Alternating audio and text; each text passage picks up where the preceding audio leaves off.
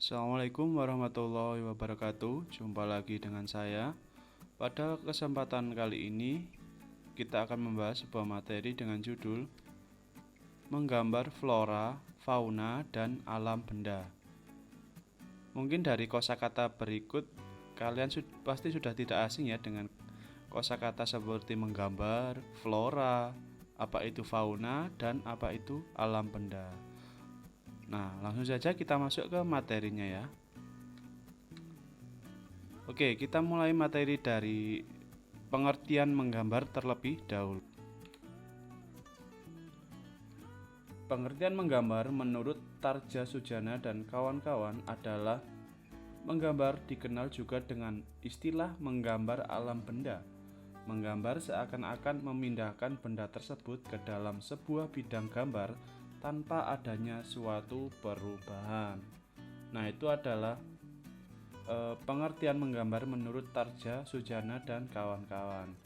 Bisa ditarik kesimpulan bahwasanya menggambar adalah sebuah aktivitas memindahkan objek ke dalam suatu bidang gambar dua dimensi. Nah, sampai sini bisa dimengerti ya. Kemudian apa bedanya dua dimensi dengan tiga dimensi, khususnya dalam bidang karya ya? Nah, kalau dua dimensi itu karya yang hanya bisa dinikmati dari muka atau depan saja. Bedanya dengan karya tiga dimensi, yakni sebuah karya yang bisa dinikmati dari muka atau depan, samping kiri dan samping kanan. Itu bedanya karya dua dimensi dan karya tiga dimensi. Sampai sini sudah bisa dipahami untuk pengertian menggambar. Saya kira bisa ya. Nah, gambar sendiri merupakan bahasa universal dan dikenal jauh sebelum manusia mengenal tulisan. Sembari dibuka buku paketnya halaman 5, coba lihat gambar 1.1. Nah, di situ tertera ada gambar perburuan pada dinding gua. Nah, sudah jelas ya bahwasanya gambar itu atau karya seni itu sudah ada sejak zaman manusia purba.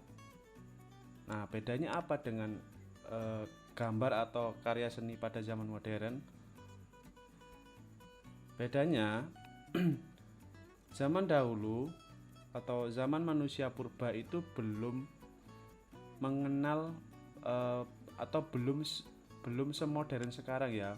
Mereka belum mengenal tulisan, belum mengenal pendidikan, belum mengenal bahasa dan lain-lain. Maka mereka berkomunikasi dengan apa? Dengan gambar atau simbol-simbol.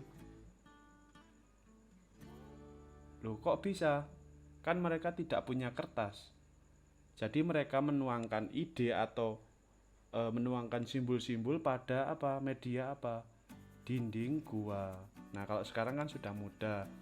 Bisa lewat kertas, bisa lewat kertas gambar, dinding, ataupun media-media yang lain.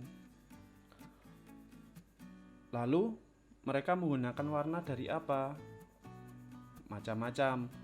Mereka menggunakan warna dari alam seperti apa? Buah-buahan atau daun-daunan, kapur, arang, bahkan bisa saja dengan menggunakan darah mereka sendiri atau darah hewan buruan mereka. Itu ya anak-anak. Lalu, apa tujuan manusia menggambar? Nah, tujuan manusia melalui menggambar dapat menyampaikan gagasan, ide, serta simbol sebagai salah satu bentuk ekspresi. Jadi, menggambar merupakan salah satu sarana untuk mengekspresikan diri mereka masing-masing. Jadi, menggambar itu tidak hanya sekedar hanya menggambar ya. Jadi, menggambar itu selalu ada tujuan atau maksud tertentu, seperti menyampaikan gagasan, ide, serta simbol sebagai bentuk ekspresi. Nah, ekspresi itu macam-macam, ada yang sedih, ada yang senang, ada yang bahagia, dan lain-lain. Jadi masing-masing penggambar atau masing-masing yang melakukan kegiatan menggambar itu selalu punya maksud dan tujuan dalam membuat suatu gambar. Itu ya tentang tujuan menggambar.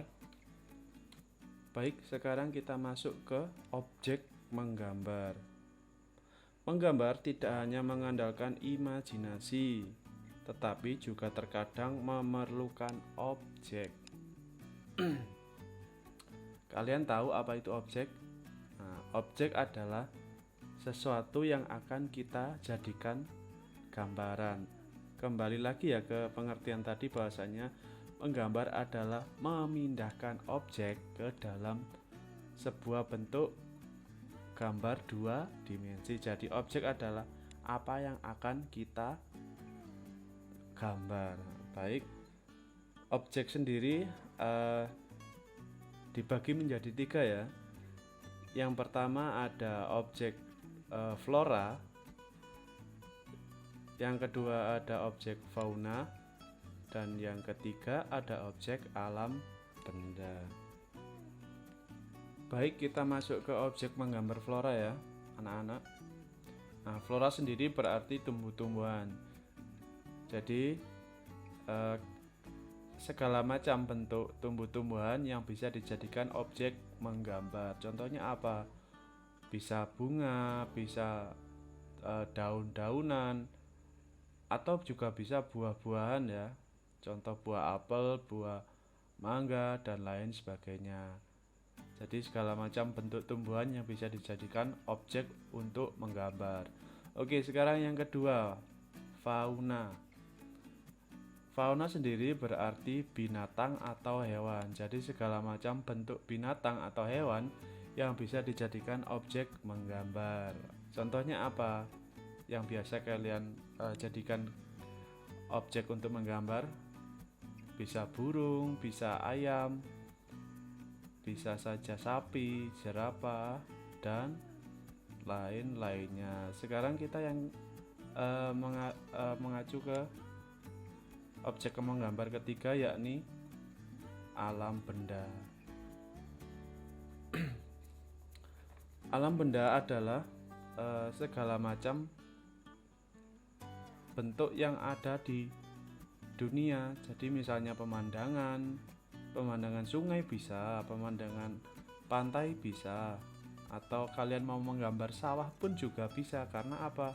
Itu termasuk dalam alam benda. Jadi segala macam objek menggambar yang ada di alam dinamakan objek menggambar alam benda.